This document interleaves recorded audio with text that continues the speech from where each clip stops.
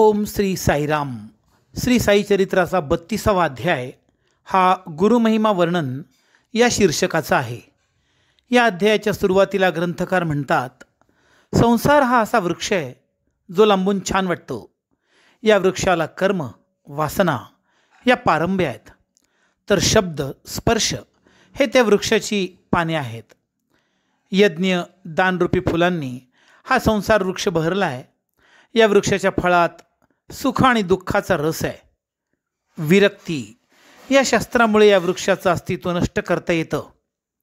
शिर्डीत असताना ग्रंथकार हे माडपंत व त्यांचे 3 मित्र यांची ब्रह्म या विषयावर मोठी गहन चर्चा चालू होती. पण ते कोणत्याही निष्कर्षापर्यंत पोचू शकत नव्हते, कारण त्यांच्यापैकी जो तो केवळ पुस्तकी दाखले देत होता. साईनाथ आपल्याला आपल्या गुरूंनी हे ब्रह्मज्ञान कसे दिले हे सांगताना म्हणतात, माझे गुरु मला घेऊन एका विहिरीवर गेले. त्यांनी माझ्या दोन्ही पायांना दोर बांधला व पाय वर खाली डोके करून त्यांनी पाण्याच्या समपातळीवर मला लोंबत ठेवले. विहिरीच्या काठावर असलेल्या दाराला दोर बांधून सद्गुरू 4-5 तास निघून गेले. नंतर परत येऊन मला म्हणाले, बरा आहेस ना तू? बाबा उत्तरले, मी अगदी आनंदात होतो. मी या अवस्थेत जे सुख उपभोगलं त्याचं वर्णन मी काय करू. हे ऐकून त्यांच्या गुरूंना अतिशय आनंद झाला. ते अत्यंत सुखावले. या कथेचा अर्थ शब्दशः नाही घ्यायचा, यातील वर्म शोधायचं. समाधी लागण्याची इंद्रिय ओढून घ्यावी लागतात, हेच सद्गुरूं बाबांना दाखवून द्यायचं होतं. उलटं टांगल्या गेल्यामुळे बाबांची समाधी लागली होती, कारण त्यांचे पूर्ण लक्ष सहस्राधार चक्राकडे लागलं होतं. सहस्राधार चक्र म्हणजे मस्तकाकडे. या समाधी अवस्थेत बाबा 4-4.5 तास आत्म आनंद घेत होते.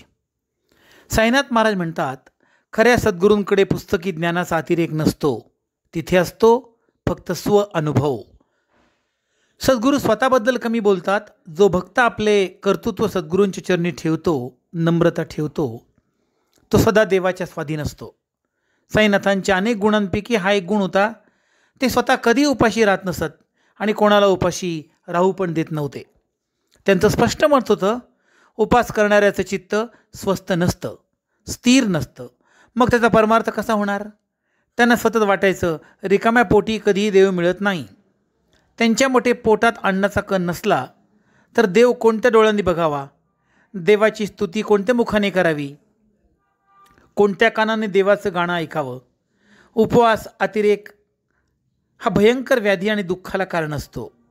साईनाथ म्हणतात, अति खाणाऱ्याला आणि काहीच न खाणाऱ्याला अध्यात्म साध्य होत नाही. साधकाने मित आहारी अर्थात अल्प आहार, त्यात सात्विक आहारी असावं. एकदा गोखले नावाची स्त्री बाबांकडे आली. तिला उपास तापासाची भलती आवड. तिने बाबांना प्रसन्न करून घेण्यासाठी शिर्डीत राहून सलग 3 दिवस उपास करायचं ठरवलं.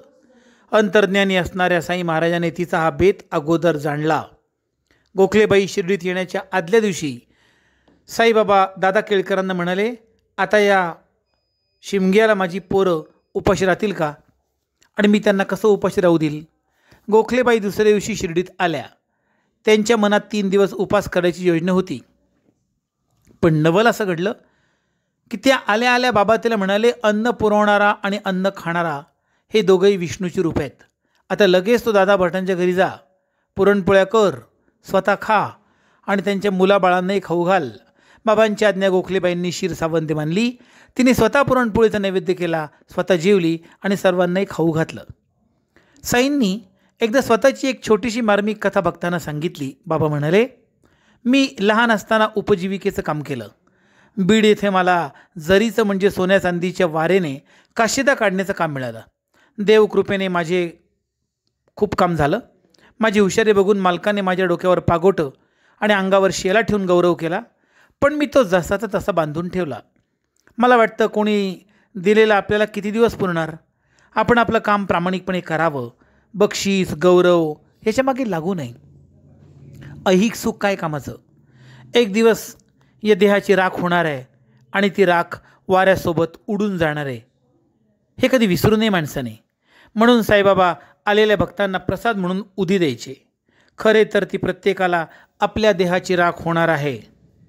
याची आठवण असायची. म्हणून साईबाबा नेहमी उदी देत. बाबा म्हणत, कर ले सत्संग अभी से प्यारे, नहीं तो पछताना है. खिला पिला के देह बढ़ाया, एक दिन अग्नि में जलाना है. कर ले सत्संग अभी से प्यारे, नहीं तो पछताना है. श्रोते हो, हा देह नश्वर आहे, हा संसार नश्वर आहे. प्रसिद्धी, गौरव, संपत्ती हे क्षणिक आहे. हे कटुसत्य सांगणाऱ्या साईबाबांचे जीवनविषयक तत्त्वज्ञान मोठं अजब आहे. या तत्त्वज्ञानाला माझे परत परत नमस्कार आहेत.